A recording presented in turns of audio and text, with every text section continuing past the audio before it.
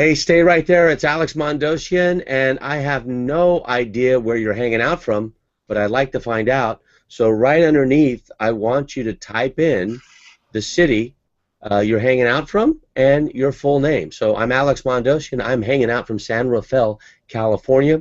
I'm sitting here in my office on Lucas Valley Drive. It is the same Lucas Valley Drive where George Lucas's ranch is, Skywalker Ranch. It's about 7.1 miles down the road where I'm at. And I only state that to give you a little bit of situational awareness because where I am gives you a vision of where I am in the world. And with Hangouts, you can be anywhere. And you can be under the bleachers at a football or soccer game watching a Hangout. You could be in the restroom, water closet, or toilet, whatever you call it in your country, at your daughter's ballet lesson, like I've done in the past, watching a Hangout or done a teleseminar. You could be on the side of the road and watching this. I have no idea where you're at, but I want to know.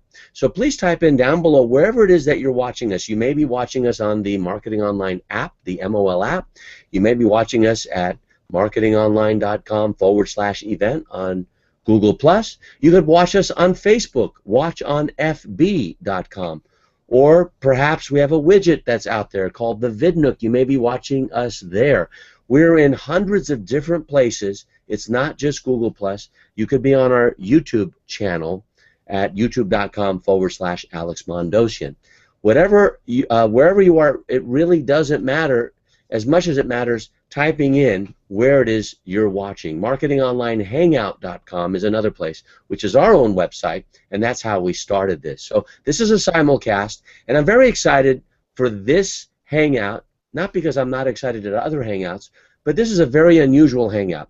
If you look at the promise with the banner, fundamentals of monetizing note-taking at workshops, when is the last time you've ever seen a headline like that? Fundamentals, meaning what are the principles to make money on your notes at a workshop? You spent money to go to a workshop. At least you're spending your time. Now, a workshop can be called an intensive. It could be called a seminar. It could be called a teleseminar, webinar. It could be a hangout. You may be taking notes right now the old school way. But you're going to discover how to ditch the delays of reviewing your notes, because every day of delay, to me, is 10% less likely that you'll ever review the notes in the first place, meaning after 10 days you're a dinosaur. You'll never review the notes. They'll collect dust. People lie to me all the time. I say, will you review your notes? They say, yes. I go, I thought we were supposed to be friends. You're lying to me. I mean, I challenge people for 5 days like I did in Poland recently. Are you going to allow your action guide to collect dust, or are you going to review it? So discovering how to ditch the delay, meaning getting rid of the delay. Our guest is a copywriter. He makes money selling with the printed word. And so the word ditch, if you're from overseas, it's not a ditch in the road. It's getting rid of the delay. Next is avoid the stress and worry. I think anyone knows what that is. And what's results-based thinking and execution? Well, we're going to cover that. Very, very important. Next, utilizing the #1 way to assess and diagnose where you are and the next steps. That is the promise, and today, really what it comes down to is the power of story. Now, I have a good friend who wrote a book about that, The Power of Story, and I'll mention him later on. I have the book up on my shelf right now. But really, a story is a narrative, and when you go to a seminar, you are in the process of creating your own narrative. Now, let me show you what I got in the mail after the membership site intensive, July 2014 in Oceanside, California. We have a training center down there. It's a training center that Buckminster Fuller was very, very influential in creating. Bobby DePorter and Joe Chapin, two dear friends of mine, built that. And many businesses are run from that training center. Supercamp.com is run from there, along with other different types of training. Supercamp has trained nearly 70,000 teenagers on personal development skills all over the world, on I think every continent except for Antarctica. And as soon as there's a population down there, I'm sure they'll go there. But you know, at our training center, we taught people how to monetize not only their membership site, but how to create high-end clients. And my guest was there as a guest, and I invited him, at no cost of his, other than his time, which is more valuable than anyone could ever pay. And nearly a week and a half or 2 weeks later, I got a few correspondence from him, but this was the one I want to share with you, and you're going to get access to it. His notes. Now, if you went to the event, then you probably have notes, but he took notes in the form of bullet points, and these may not have any meaning to you right now, especially I'm going pretty fast, so you can't really read them. For example, acorn and oak tree. What is that? Well, acorn and oak tree is, do you see an acorn when you see an oak tree? Or do you see an oak tree when you see an oak tree? And every oak tree was once an acorn, so the cause is, to me, more important than the effect. I'll get to that in the future. That's results thinking, is looking at the tree, and action-based thinking or cause-centered thinking is, I see the acorn. We have one of our coaches, Sven, who says, I don't see an acorn or an oak tree, I see wooden floors in my home. I mean, that's the way you want to look at it. So anyway, these are his notes, and I'm going to give you a link to get to these notes, because they're beyond. They're beyond what I ever expected from a colleague, from a friend, and I consider him a friend. And today we're going to talk about note-taking, because I would gather that you, watching this hangout right now, don't monetize the notes to the level that you could. You don't polish the diamonds that were in the rough at a seminar, because you don't review those notes. And so we're going to talk about a lot today, but possibly the most important thing is the power of story. So I want to invite and welcome for his first hangout with me, Paul Talbot, who probably will be hired by us shortly for his copywriting skills. Paul, tell us the true story of how you and I met and where you're hanging out from right now. So I am hanging out in Coronado, California, which is just across the harbor from San Diego, a few hundred miles south of where you are. If you go a little bit farther south here in California, you are immediately in Mexico, which, depending on your point of view, may or may not be a good idea. So my story is fairly straightforward in that when I was a little kid, the only thing I wanted to be when I grew up, after I got through the fireman and astronaut phase, was a reporter. So at the age of 18, I found myself working as a reporter, and my very first assignment was at a school board meeting. And there is absolutely nothing in the world more boring than a school board meeting. Go to the meeting, took what I thought were decent notes, had the information package, the agenda from the school board, come back to the newsroom. It's 11 o'clock at night, and I immediately discover I'm nowhere. I've got nothing to work with. I have no idea what happened at this meeting, which I spent 3 hours sitting through. So I'm desperately, furiously going through my notes, trying to make some sense of this crap, and realize that I have dug myself a terrible, terrible hole. And if I don't get fired for ineptitude, and I have the chance to go to another school board meeting, well, I'm going to clean up my act and take some decent notes. So, that's how all this began. My life has been one of gathering facts and taking notes and telling stories. And when I eventually became a copywriter, one of my clients, is this terrific guy called Ira Rosen. Ira runs a marvelous firm in Scottsdale, Arizona, Mojo Video Marketing.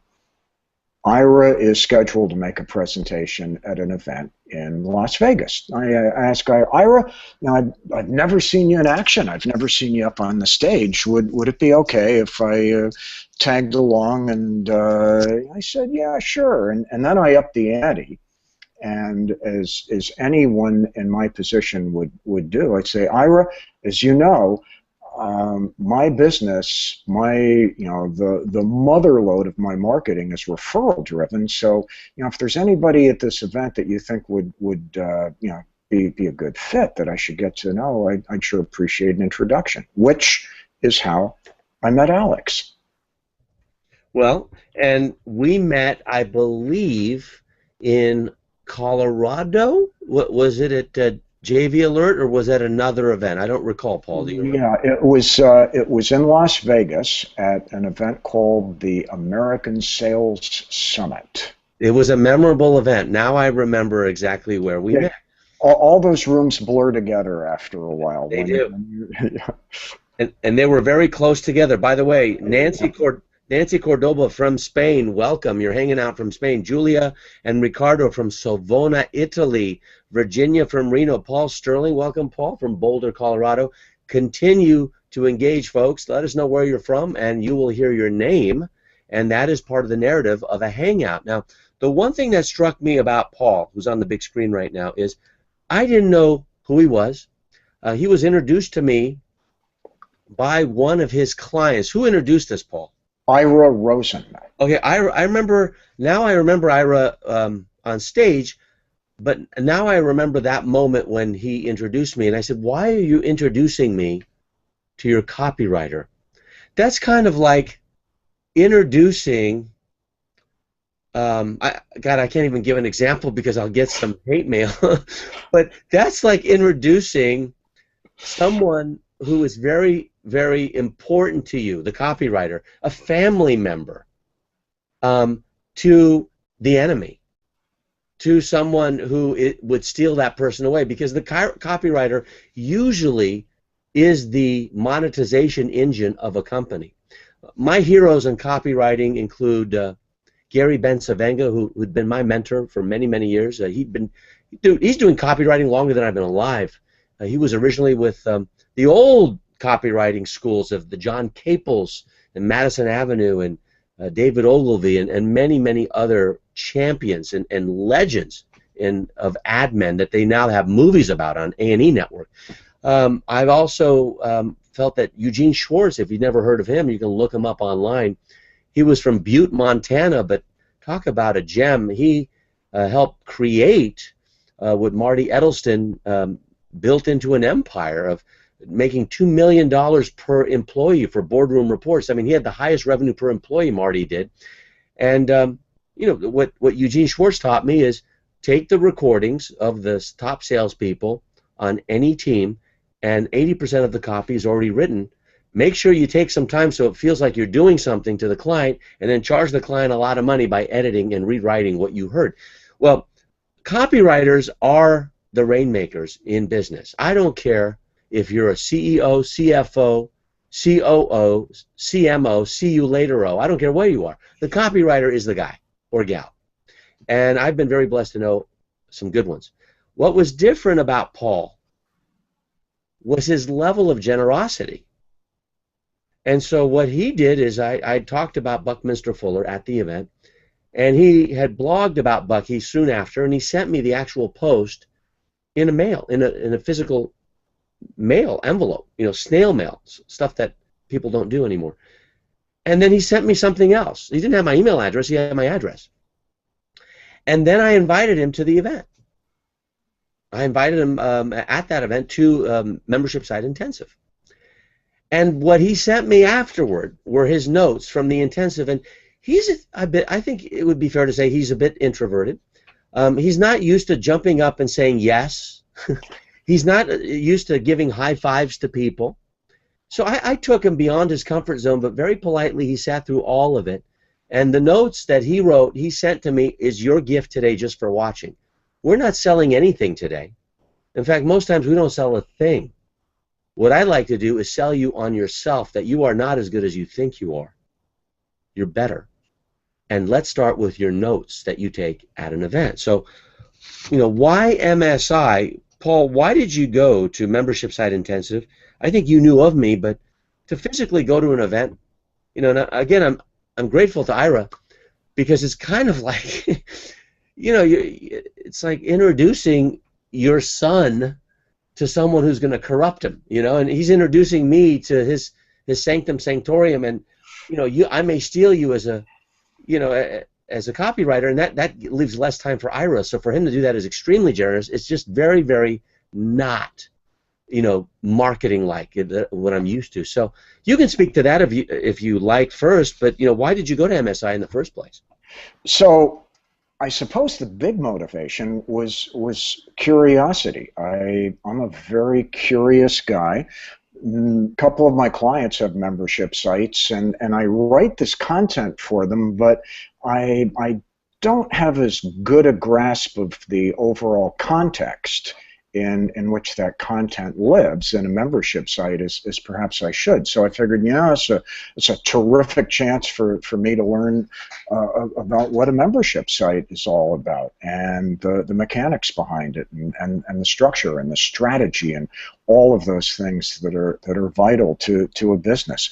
I didn't know anything about Google Hangouts.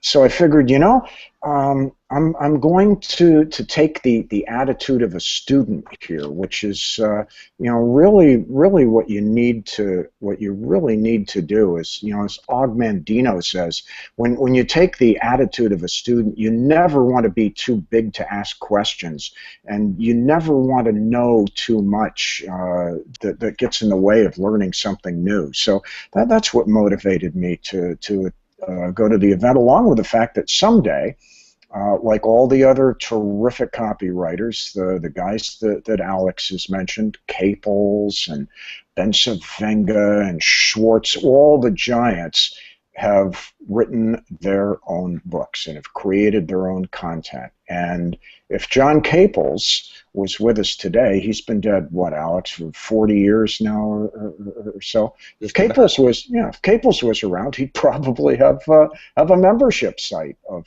some sort, and he would be monetizing his own work by helping people and teaching people and taking them behind the proverbial curtain. So I've always had an interest in this and figured it would be a great chance to learn about that. Well, we're going to talk about something that is not talked about, is monetization. So why is note-taking, Paul, such an overlooked fundamental or principle of actually making money? Writing is the doing part of thinking. I have a good friend who says that a lot. And it's the action part, it's the doing part of actually thinking something. So once you write it, whether it's a mental affliction or something that is going to change humanity, if it's not written, it doesn't exist. And the IRS, the Internal Revenue Service in the United States, will tell you that as well.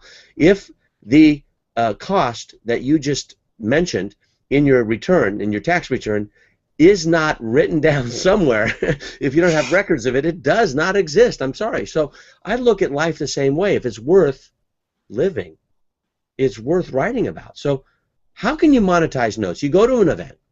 It's supposed to be monetizable. That's the whole purpose of an event in most cases. Or not monetizable, it's supposed to be transformational. So if it's not for money, it's to change something, to cause permanent change. That's why we go to an event, to cause change. Why don't people look at things that way in the form of note-taking, Paul? So I think they don't look at it that way because they're not thinking about ROI. If you take notes at an event, you're essentially writing an insurance policy. You are guaranteeing your success. You're leveraging this investment that you've made in the event. And here's why. In our digital world, it would seem that the pen and paper have become quaint relics, but in reality, they are very, very powerful tools. We absorb information better. We learn better when we write. We retain information better when we write. We're better listeners when we write. The process of picking up a pen and writing is an essential ingredient for success. So to walk out of an event and essentially ensure your success and guarantee yourself that you're going to take a next step, an essential next step for action, note-taking is the way to make sure that happens. It forces you to understand what's happening at the event. Alex, if you went through my notes carefully, you probably found that there were some things that I wrote that weren't exactly what you said. I may have shanked a word or two, or slightly taken something and shaded it differently. Well, you're busy scribbling away, and if there's something you don't quite understand, you try and understand it as best you can with your note taking. So it, in essence, forces you to learn. It gets you into the event, and when you are complete, when you go home and you start to go through your notes, not only will you know what you know, but the gaps will be illuminated. The things that you don't understand will have a spotlight on them, and you'll have a very clear roadmap as to what you need to do next to take action and succeed. And I will also say that pale ink, the palest of ink is better than the best memory. That's a Chinese proverb. And Uh, I simply take notes so I can retain it better at the event. yeah, Okay? And so that, when people say you're going to review the notes, I don't believe them when they say yes. Just taking notes allows you to monetize faster, make money, or make a permanent change faster because you're remembering as you're writing, and it's another instrument that's cementing it into your subconscious or into your unconscious competent intelligence. Paul, did you want to make any statement to that before we moved on? yeah, it is. Again, it gets back to the insurance policy notion of making sure that when you leave that event, you will have extracted the most that you possibly can from it. It's a guarantee. Okay, let's move on to why is now an exceptional time to talk about this note taking. Well, I mean, we've chosen it now Yeah. as the time. This is a topic today. This is not a common topic. Most people will look at it as boring. But why now? Why is it the best time to learn how to take notes? We're not in January or December. We're in August at the time of the recording. I guess you could say it's, almost autumn, so things are about to change. But why do you feel now is the perfect time to take better notes and fundamentally change and shift the way that we behave from those notes, from whatever it is that we do, including this event? When's the best time to plant a tree? It's right now. If you didn't do it 20 years ago and you don't have the shade you want, let's go. There are a couple of challenges that we face, which puts right now into focus. Challenges we face every day, and one of them is our own self-growth and what we want to do as people to be more productive and to learn more and to do a better job running our businesses and to do a better job paying attention to those we love and surround ourselves with. So self-growth is one reason why, and it's always a great time to ratchet up your skills. And the other reason why is every passing day we're bombarded with more and more information. The noise level just goes up. So taking notes is a way to turn down that noise and a way to focus on what's meaningful and a way to channel your thoughts in a productive direction onto information that matters to you, that's meaningful. Note-taking gives you this volume control. Why not take that? Why not take that control right now? Well, I've said often that either turn up the volume or change the channel. But no one's making you watch this. No one's making you go to a seminar. So no one's going to make you take notes, and certainly no one will make you or force you to monetize or make permanent change as a result of the notes. Those notes are there as a result, just like a physician, let's say during the Dark Ages, was taking notes of body parts because what Hippocrates had said was on the inside of our bodies wasn't necessarily accurate. And what Aristotle talked about, was based on hearsay, even though he's the father of experiential and experimental science.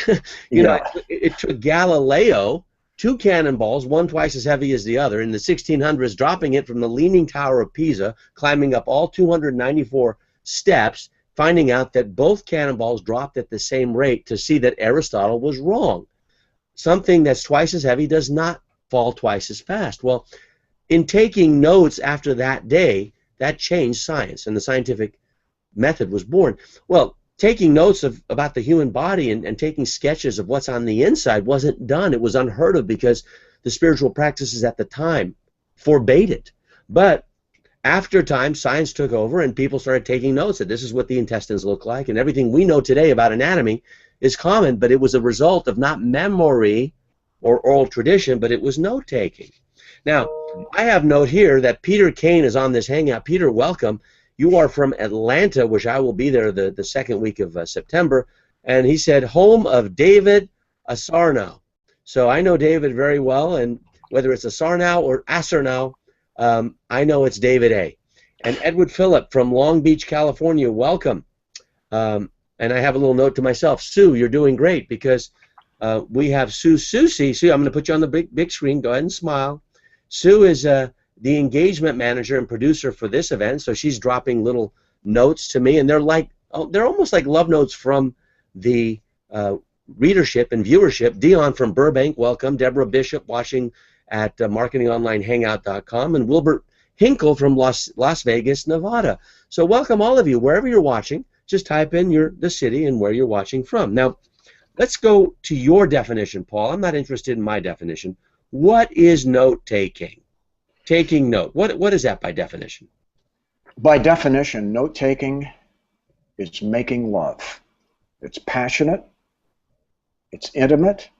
It deepens a relationship. It expands understanding. It's when you're in the moment. It's when there's nothing else, and it's a rich memory, a memory that can never be taken away from you.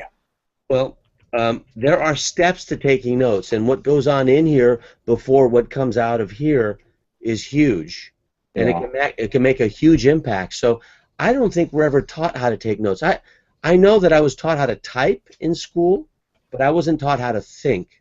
I know that parents are kind of thrown into being parents, but there's no manual on parenthood. There are a bunch of books, but they're not very functional as far as I'm concerned. And there are a lot of courses on how to take notes, but most people don't take them because they're boring. It's kind of like an intermediary point. It's something that's obvious to most people, so it's almost like describing an orange as it's orange. Hey, look, an orange. You know, very obvious, and to a point where it becomes rhetorical, which is a fancy word of, you know, it's just too commonly obvious. So fundamental, step by step, if you could break it down, step 1, step 2, step 3, how does Paul take notes? And I want you to take note, because when you're about to see, you're going to see Paul's notes, and let me tell you, it's worth it.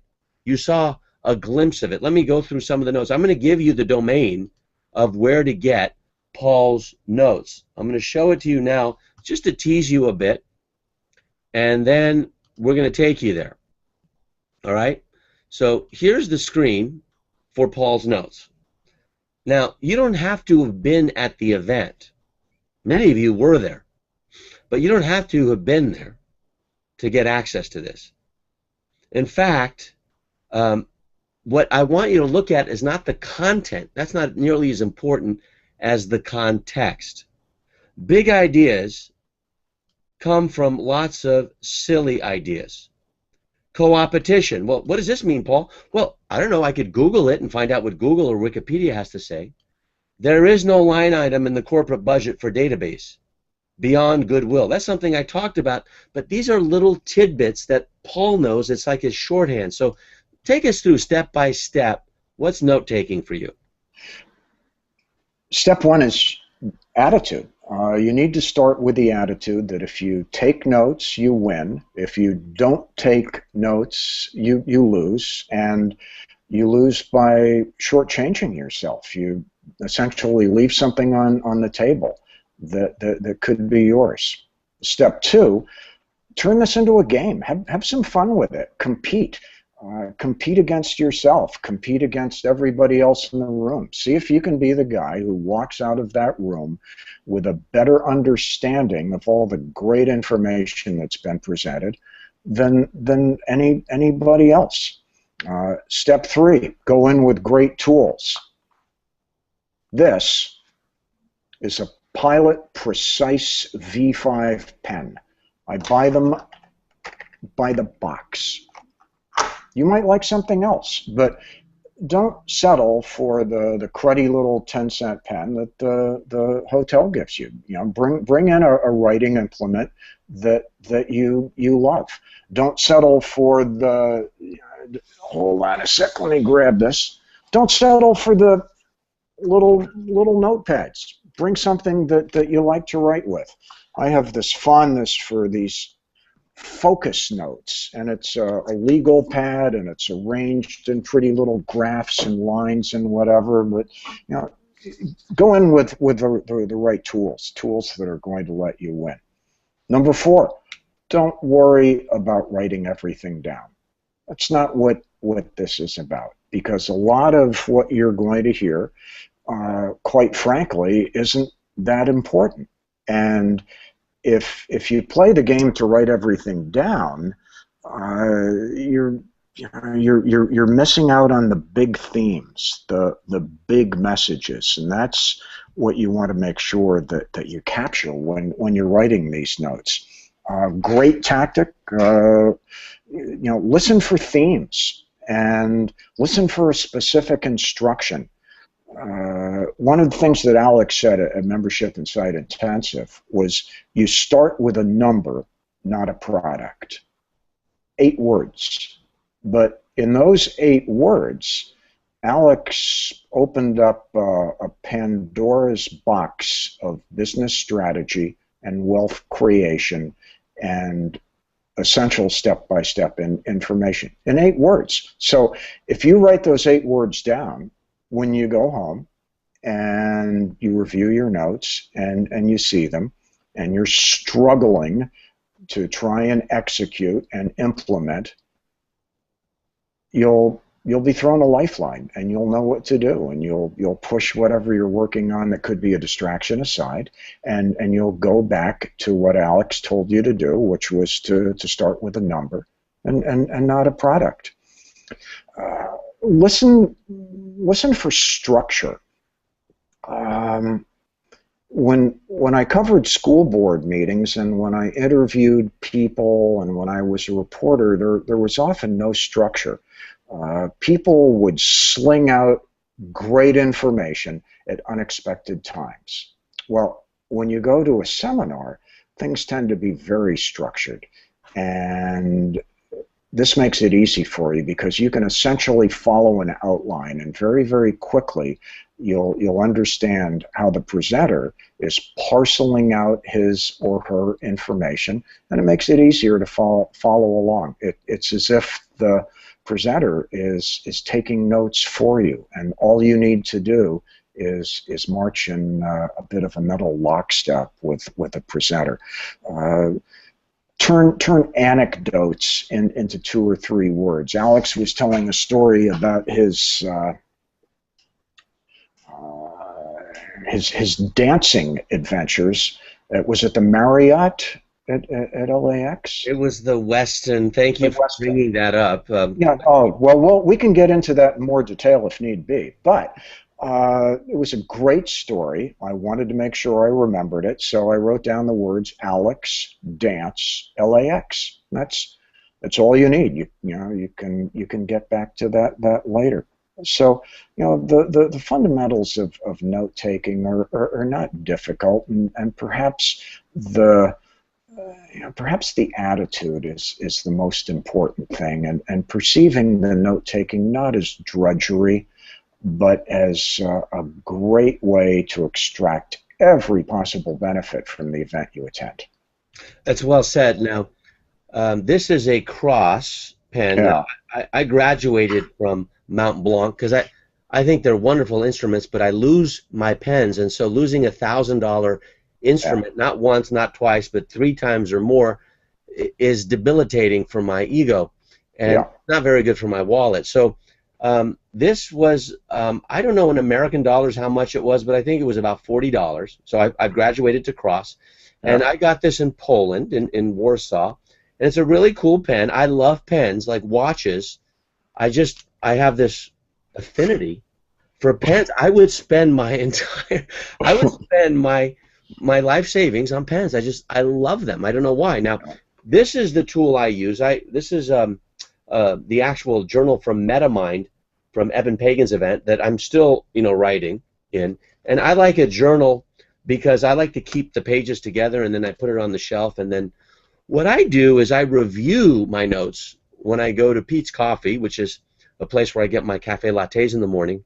I'm going to teach sponsorship, so I'm seeing as many sponsors as I can throw out there so I can approach Pete's or Cross or Eben Pagan and say, hey, will you sponsor my weekly hangouts, and see if the sponsorship secrets we're going to teach in the future will pan out. But my point is I like to write notes for myself so that I can teach those notes to my team. So when I come back from an event, I review my notes, and my team simply doesn't know it, but I'm on Skype, and when we're meeting, I will read through those notes, and I will read the notes in the words of the presenter or speaker, and they have such a depth of knowledge that I end up sounding like that person. And so I think that's where all of my little Alexisms come in, of having done that so many times. Like, it's like going to heaven without the inconvenience of dying, or sloppy success is better than perfect mediocrity, or version 1 is better than version none, or then there are the old ones that are how you do anything is how you do everything, or if you're going to be in an airplane, do you want a pilot who loves to fly or one who loves to land? Yeah.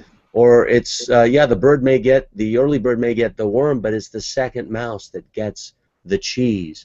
And so there's just a bunch of them, in my head, and they come from note-taking. So what are the roadblocks to note-taking? You talked about having the right attitude. I'm going to give everyone a link in exactly 3 minutes when Paul stops talking, which is his cue and how long he has for this question. But what are the roadblocks that prevent people from taking good notes and sustainably monetize what they've written about? Probably the perception that you don't get good ROI from the work that you put into the note taking, and it's easy not to take notes. That's the path of least resistance, and there's all of us want to believe that there is some type of a shortcut. There's not. Multitasking can get in the way. How many times are you doing a seminar and you see people with banging away on their email or Facebook or whatever? People allow themselves to be distracted at the very moment they should be focused and engaged, and they're not. So this multitasking, which you talked about at the event, can get in the way of this. But ultimately, what we're dealing with here is your own behavior. It's Coach Bryant said it's not the will to win that matters. Everyone has the will. It's the will to prepare to win that matters. And note-taking is preparation. And preparation creates understanding and confidence. And when you leave an event with that level of confidence and understanding, you've just ratcheted your game up to the level where it needs to be. All right, well, let's show off Paul's handiwork, no pun intended. marketingonline.com/MSI notes. That's all one word after the forward slash. MSI stands for Membership Site Intensive. That's not so important. What's important is you get marketingonline.com/MSI notes. Take a look at the notes. They're yours to download. They are a total of, I'm scrolling down now, there's 16 pages. They are numbered in the lower center of the page. And I'm going to ask Paul in a moment to share his strategies to dissolve those roadblocks. I'm going to give you mine, and if it overlaps with Paul's, great. If it doesn't, then you'll get 2 tips. But the simplest way for you to get rid of the roadblocks, or whatever the procrastination or the inner-outer game parts of you that are not allowing you to take notes, and then secondly, not reviewing them, the easiest way is simply to start. And that means the first letter that you write down in the first word of the first sentence of the first paragraph of the first page. The moment you've written one word, you've gotten started officially, and somehow your consciousness gives you permission to continue. When John Wooden was once asked, he was a very religious man, he read the Bible every day. He was once asked, how do you read the Bible every day? You know, and a friend of mine asked him that. Lee Brower, actually. He was in the movie The Secret. He was the one who had the gratitude rock. He asked John Wooden, he said, you know, Coach Wooden, how do you do it? And Coach Wooden told him, just read a word a day. He said, well, I can't do that. And Wooden said, why not? He said, well, if I read a word, I'll read, you know, a parable or a paragraph or, you know, a stanza, you know. And he said, well, that's right. He goes, and if I do that, I'll read a page. And Wooden said, that's right. And I actually may read a chapter of the Bible once I read a word. I would say, I think asking you to write a word is too much. Writing the first letter is all I want. That's breadcrumb navigation. So the easiest way to start is to get started with the first letter and then shut it and don't do anything else. See if that's possible. Next, in reviewing your notes, the easiest way to dissolve what's preventing you from reviewing is read the first word of your notes. Just open up and read anywhere. Don't start at the beginning. Just open up a page and just read the first word.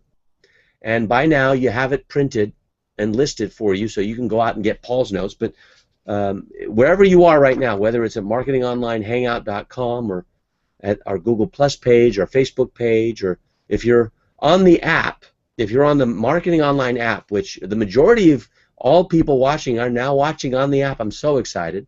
Just go to iTunes and download the app if you don't have it. But remember, when you're able, with your mobile phone, you know, they call it a mobile phone. They used to call it a cell phone, but overseas they call it mobile phone. Just go to marketingonline.com/MSI notes, and you'll see it right there. Paul, how do you strategize to see that'll get your attention? Yeah. How do you strategize to dissolve? I take an upside down approach towards strategy. Like I just did. Exactly. I think there are a couple of roadblocks that you want to get rid of, and one's mental and one's physical. And we've addressed some of the mental issues here, but turn it into a positive experience and reignite the kind of curiosity that's almost childlike, and just go into this with full bore curiosity, and who knows what you might learn, and who knows what you might forget if you do not keep the notes. Challenge yourself. Be the person who walks out with the best information and the deepest understanding. Those are the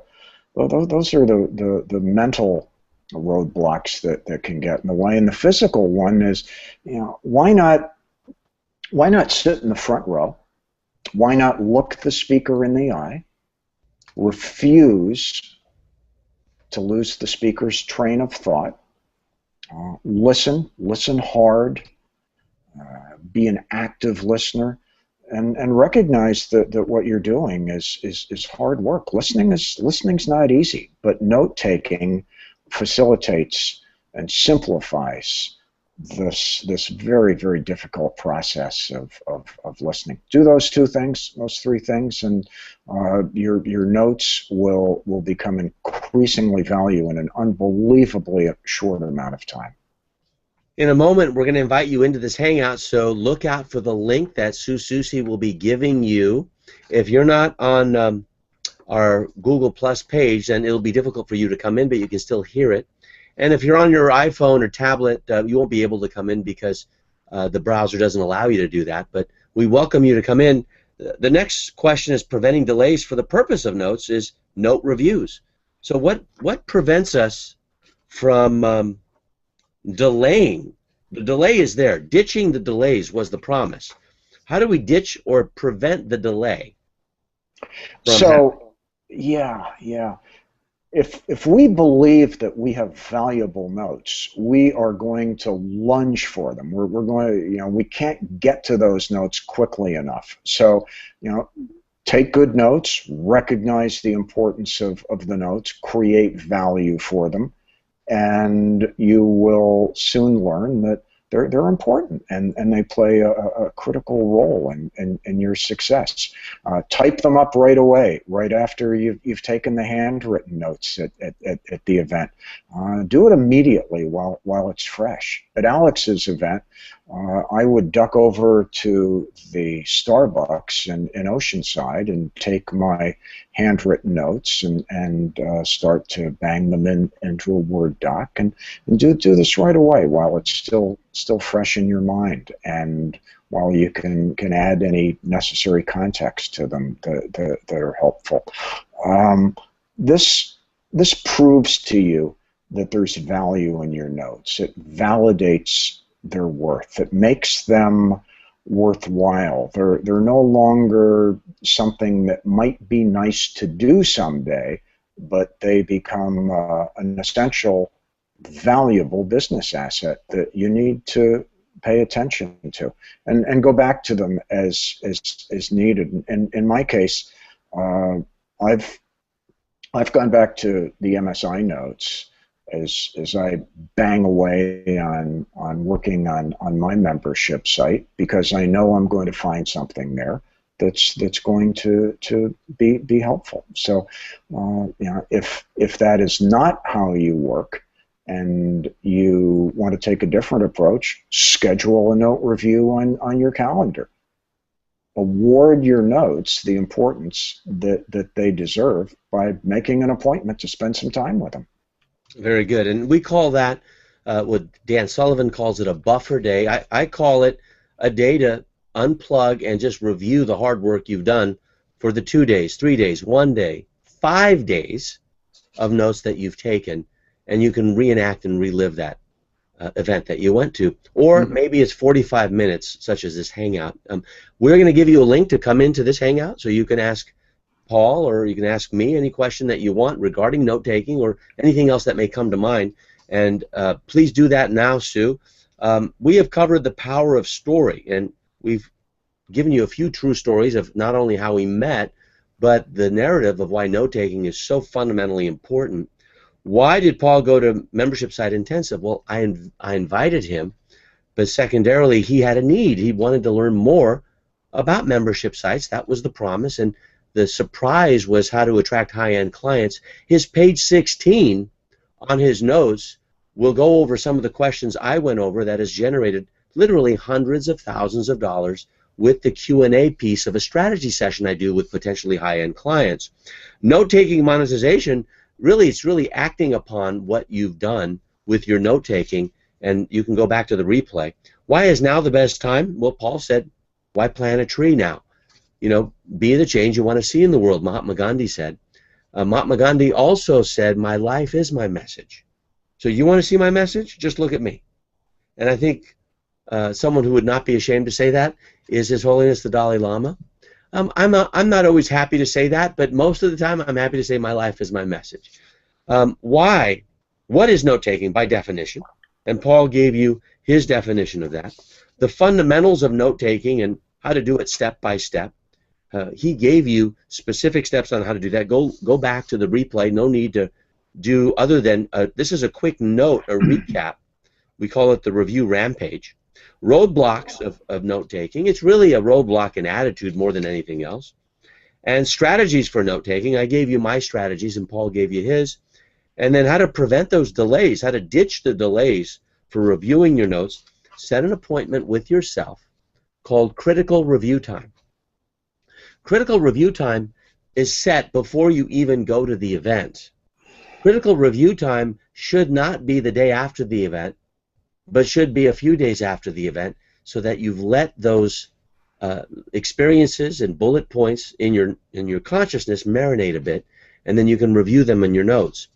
Now, as you're asked to come in, and if you see a link in front of you on the Google Plus page, come on in this hangout and ask any questions. But for now, as far as results-based versus action-based thinking, there is a huge difference between the two. Most people focus on results. You want the whole, not the drill bit that's causing the hole. That's what we're taught in copywriting. You know, sell the solution or the result. However, results are coupled with unmet expectations. Results are coupled with thwarted intentions. Results are thwarted and are coupled with miscommunication. But actions, if you just focus on the right actions, then every cause leads to another effect or result. So I'll bring this example up a lot. You'll see a woman on Jerry Springer, you know, the daytime show, where she just looks beaten up. She's a victim. And she's sitting and she has a man that's sitting across from her who typically has cheated on her or has impregnated other women and has other children with other women, and he's married to her. And she's sitting down and everyone is rooting for her. Now, you could easily make that person into a man and say that there was another woman who was bearing babies of other men. You could easily say that. This is not about men and women. What it is about is results versus action. So what Jerry doesn't talk about, and I'm not a fan of Jerry Springer, to be honest. I don't like to take pleasure in other people's suffering. But you obviously have two or more people suffering, right? And whatever the cause, whatever the result is, okay, what they don't talk about is where these two people met in the first place. They met drunk in a bar. And when you drink in a bar and you meet for the first time, chances are you'll probably have sex that night if you're in a bar, you know, somewhere where that is usually not only condoned but suggested, even encouraged, right? And so with social lubrication, alcohol, and then a bar, Vic, go ahead and mute yourself, please. You have social lubrication and a bar, and then you have a couple. They end up hitting it off, and then the guy continues with his behavior, and the gal doesn't. Or flip it around, the guy stops, and the woman continues with the behavior, which is meeting people at bars and, you know, doing this type of behavior that's going to get him in trouble as far as fidelity is concerned. So Jerry Springer doesn't talk about causes. He just looks at the effect, and everyone's just cheering and rawing, and, you know, the guy's getting beaten up. The security guard has to get up between the guy and the gal. Sometimes there's two guys. Sometimes there's two gals. You know, there's all different flavors. The point of the matter is, if you go to the root cause, you could have predicted the outcome, but that's not what's seen. So results don't give you the evolution of the actions, and that's my 2 cents on why action-based thinking is more powerful than results-based thinking, because actions are where you are today and where I was yesterday versus where I want to be, point B. I like to talk about point A. Paul, what's your insight on that? Yeah, we all approach this differently. I'm not a worrier. I've never found worrying to be a terribly productive activity. So, you know, why not visualize a positive outcome, and why not savor the journey? And, you know, why focus on the destination when you're not quite there yet? You shouldn't be blind to it. You don't want to, you know, bounce around idly, but, you know, just enjoy the journey and break your big projects down into small projects, and it'll all work out. Well, it's a great point. We got Vic here, Vic Grant. You are live. Go ahead and look at the screen. And Vic is helping me rebrand marketing online, because I'm not tapping into and monetizing that brand as much as I should and could. And search triggers is definitely one of the tools in the action-based quiver of arrows that, you know, allow me to get there. So Vic, what's your question as far as note-taking goes? You're a pretty good note-taker. What question do you have for Paul, if any? Well, my question is mostly about repurposing, because I downloaded, while you were talking, I downloaded that PDF of the notes from the event, and I saw there were all these little nuggets, and I thought, wow, I could just take one of those little nuggets and share them on Twitter or post them on my Google Plus page and grab like a photo of them. So my question is, what have you found that works? I'm all about what works, because that's I think what really matters right now. Is there's so much junk information everywhere else, and I think here at Marketing Online you get the real McCoy. So what works in your experience in repurposing the notes to add value to people? So I suppose it all depends on the platform in which you're working and what the needs of the prospects are. And you're right. If you look at notes as the raw material, the bauxite that comes out of the mine or the copper or whatever, and whatever content you create as the finished product, you have given yourself a wealth of new content creation opportunities simply by taking notes. You're absolutely correct. Yeah, I love that. And what do you think about having someone else write in your notebook?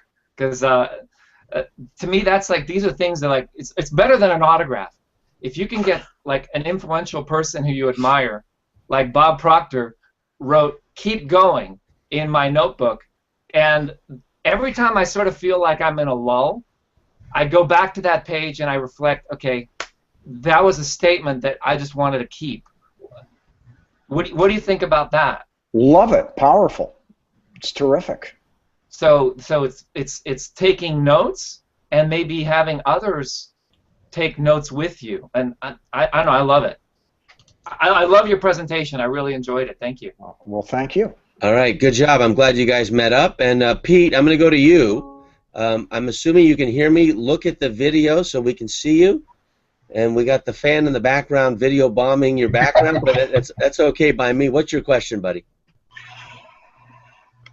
What about things like Evernote, where you can actually catalog and capture those notes and be able to recall it? Have you ever used Evernote for note taking? I use Evernote. I have, because I'm a copywriter, I'm a swipe file addict, and Evernote is one wing of that library, if you will. So, yeah, I use it, but I prefer to start the process with pen and with paper. I find that, for me, it's a more effective way to start the process. Yeah, I will tell you, this thing here filters the heart. This thing, the mouse, filters the heart. But for some reason, this thing brings me more connected to the page. And because I'm actually touching the page, I feel more connected than when it's going through a computer. So the cool thing about Evernote and other tools online is you can catalog them, but there's nothing as warm and fuzzy like reviewing your notes with a warm blanket on a cold autumn or winter afternoon, even a cold summer afternoon with a fireplace. I like to look at the notebook and read through it. I like the old school, and I like to show the results on a bookshelf, old school, kind of like long playing records in the old days, versus having it in the bowels of my computer. That's just a personal preference, Pete, and you probably have your own. But note-taking is a love for me. It's not so much the functionality of, cataloging things. So, another aspect of this is, what you actually get to collect. You keep your notebooks over the years, and this reminds me of being at the Guggenheim Museum in New York, and this reminds me of my days working at AOL, and this is an old notebook that I bought at a long defunct stationery store in Rockefeller Center, and here's another notebook, and here's another notebook, and these things become a part of you. There's a tactile, emotional attachment that you have that helps you do better work. And I promised everybody I'd get this book, and I just found it on my bookshelf, The Power of Story by Jim Lair. It's a book, It's also a Kindle book, but it's a book. Rewrite Your Destiny in Business and in Life. I like going through this book and looking at all the highlights. I like, putting little tabs, and reading through. And I like reading his note to me. I love it. And so it's just a preference, Pete. It really comes down to preference. And looking at form versus function. You with me? Yeah, I'm with you, especially on the writing. I have, hundreds of journals and three-ring binders I actually got from you years ago from the teleseminar days. Right. But I also have discovered, Evernote, and I use Moleskin, and so I write them out. I know there's nothing better than writing them, but I also want to be able to recall them when I need them because I've got all these, journals and all these three-ring binders, but I'm finding that this might be an effective way of getting to those specific notes when I want to. So, well, there is. I'm going to give you a quick suggestion. I'm sorry to interrupt. I'll give you a quick suggestion of what I do, and then we'll go to Dr. Allen, and then we'll finish it off with the final word. What I do is I take the notes that I've handwritten in my journal, and then I put that into a filing. And by rewriting the notes, I relive it. That was what my review is. My review is actually a working review, where I'm actually doing something. Because thinking about something is not an action. That's preparing for the action. So actually rewriting the notes, I get the best of the best, and that's what I want to chronicle anyway, because I don't know what's going to come up at the event. I'm not smart enough for that. But then I can make a decision. What's the word? Decision. That's a choice to cut off, which is what the word means, to cut off a set of circumstances and only have the best of the best in an indexed and very simple, actionable file I can take with me anywhere, and that's the Evernote solution, Pete, you're talking about. All right, thank you. Appreciate it. Let's go to Dr. Allen. I know he has something good to say, and because of him, we're watching it on the app. Talk to Paul. I mean, you and Paul will hit it off big time because you're very much alike, and I'm glad that you're getting introduced via Hangout. Well, fantastic. Hi, Paul. I think I met you at the event anyway. We did have a chance to talk there. Good to see you. Good to see you also. I was going to give everyone a brief explanation of why taking handwriting notes are much better than any other notes. It'll just take really a minute. It took me a while to get in here for some reason.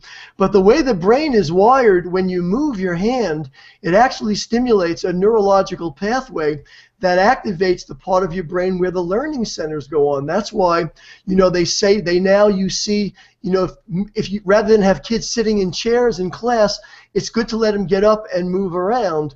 And we know, and there's a book here that people could read if they ever wanted to. It's called The Cerebellum and Cognition. It's great reading for the jaw, and it's only 700 pages of neurological wiring, but it really talks about how all learning takes place in the part of the brain called the cerebellum, and the greatest input to that part of your brain comes from your hands.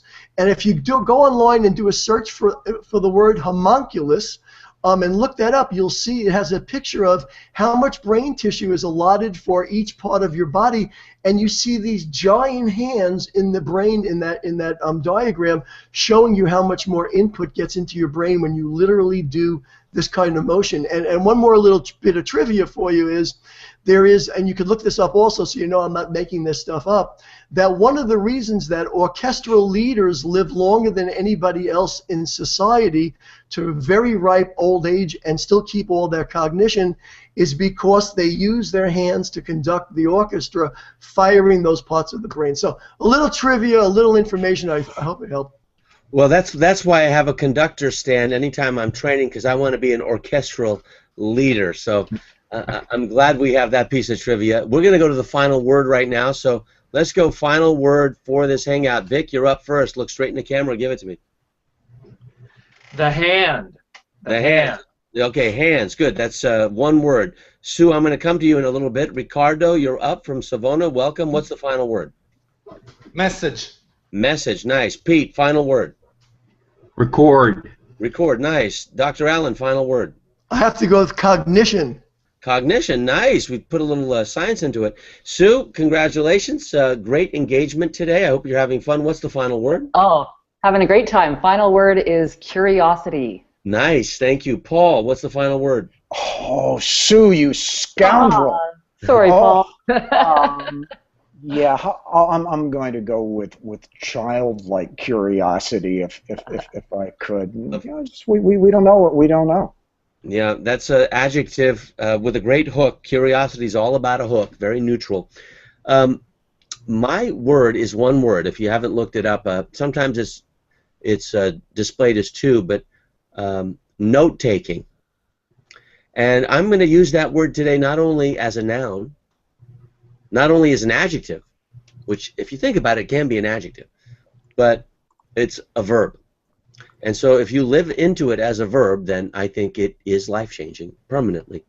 I'm Alex Mondoschi, and I'm glad to have had Paul on as our guest on note-taking, and you can get his notes for the membership site Intensive at marketingonline.com/MSI notes. I'm glad you joined us. Tell friends, colleagues, potential sponsors to visit us every Friday, same time, same place, at 12 noon Pacific, 3 p.m. East Coast time, and depending on where you're at, that's 9 p.m. Warsaw time in Poland, and in the Gold Coast and in parts of Australia, that it's a completely different day as it is in Asia, but most people make it here. So I can't wait for our paths to cross again next week. All good wishes.